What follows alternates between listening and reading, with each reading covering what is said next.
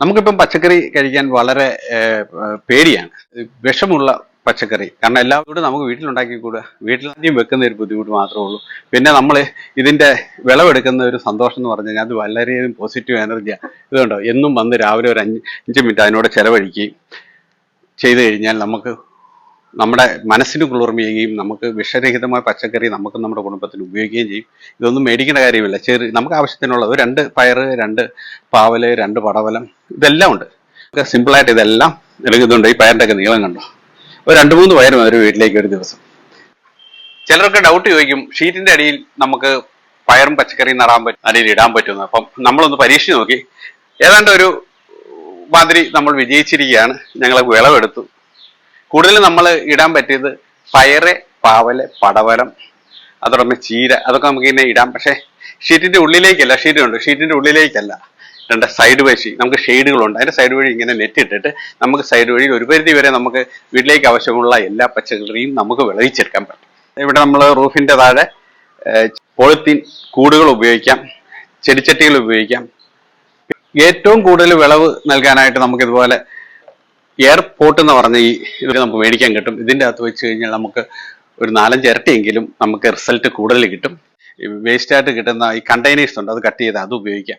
ഇന്നത് ചാണകപ്പൊടി, മണ്ണ്, ചകിരിച്ചോറ്, എല്ലുപൊടി, ഇതും നമ്മൾ മിക്സ് ചെയ്തെടുക്കുക. ഇതുപോലെ ഒരു കണ്ടെയ്നർ എടുത്തു കഴിഞ്ഞാൽ അതിൻ്റെ പകുതിയോളം നമ്മൾ ഇട്ടാൽ മതി. അത് കഴിഞ്ഞ് ചെടി വെച്ചതിന് ശേഷം കുറച്ച് ചാണകപ്പൊടി പിന്നെ ചുറ്റുമിടുക. അതായത് ഫുള്ളായിട്ട് നമ്മൾ നിറയ്ക്കല്ലേ. അതിൻ്റെ അകത്ത് വേണേൽ പുതയിടാം. പക്ഷെ ഇതിൻ്റെ അകത്തൊരു വലിയ പ്രോബ്ലം എന്താണെന്ന് വെച്ചാൽ നമ്മൾ ടെറസിലും ഒക്കെ കൃഷി ചെയ്യുമ്പോൾ 2 നേരമെങ്കിലും നനയ്ക്കാം. കാരണം നമുക്ക് ജോലി തിരക്കുകളിലും ബിസിനസ് തിരക്കുകളും ഒക്കെ വരുന്നവർക്ക് ബുദ്ധിമുട്ട് വരും. 2 നേരം നനയ്ക്കാം. അങ്ങനെയുള്ളവർ അതിൻ്റെ അകത്ത് ട്രിപ്പ് ഇറിഗേഷൻ ഇടുകയോ അല്ലെങ്കിൽ ഇതുപോലെ കണ്ടെയ്നേഴ്സ് വെച്ചിട്ട് അതിൻ്റെ അകത്ത് തുളയിടുക ചെയ്യുമ്പോൾ നമുക്ക് എപ്പോഴും ഒരു നനവ് കിട്ടും. അതുപോലെ ചെടി വാടിപ്പോകാതെ ഇരിക്കും. ഈ കൃഷിയിൽ ഏറ്റവും കൂടുതൽ ശ്രദ്ധിക്കേണ്ടത് വെള്ളത്തിന്റെ അവൈലബിലിറ്റിയാണ്.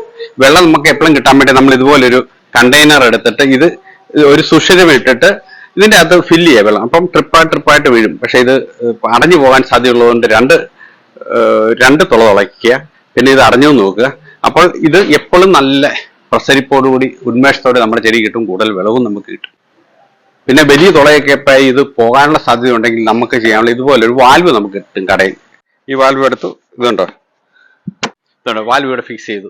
ഇതിന്റെ വെള്ളത്തെ കൺട്രോൾ ചെയ്യാനും അത് അടഞ്ഞു പോയി കഴിഞ്ഞാൽ തന്നെ ഇത് തുറന്നു കഴിയുമ്പോൾ വെള്ളം പുറത്തേക്ക് വരികയും ചെയ്യും. നമ്മൾ റൂഫിൽ കൃഷി ചെയ്യുമ്പോൾ കീടങ്ങളുടെ ശല്യം ഒത്തിരി കുറവാണ്. പക്ഷെ ഒന്നുണ്ട്, മുഞ്ഞയുണ്ട്, ചാഴിയുണ്ട്. ചാഴിക്ക് നമുക്ക് വേണമെങ്കിൽ ഇതുപോലെ ഒരു കവർ ഇതിലിട്ട് കൊടുക്കാം, ചെറിയ കവറുകൾ ചാഴിക്കല്. ഇത് മുഞ്ഞ എന്ന് പറയുന്ന ഇതുണ്ട് ചെറിയ. ഇതിന് എന്നാ ചെയ്യേണ്ടത്, ഇത് നമ്മൾ തട്ടിക്കളയാം, തൂത്ത് കളയാം, അല്ലെങ്കിൽ നമ്മൾ വെള്ളം പ്രഷർ ചെയ്ത് നമുക്ക് കളയാം. വിഷമൊന്നും അടിക്കേണ്ട കാര്യമില്ല.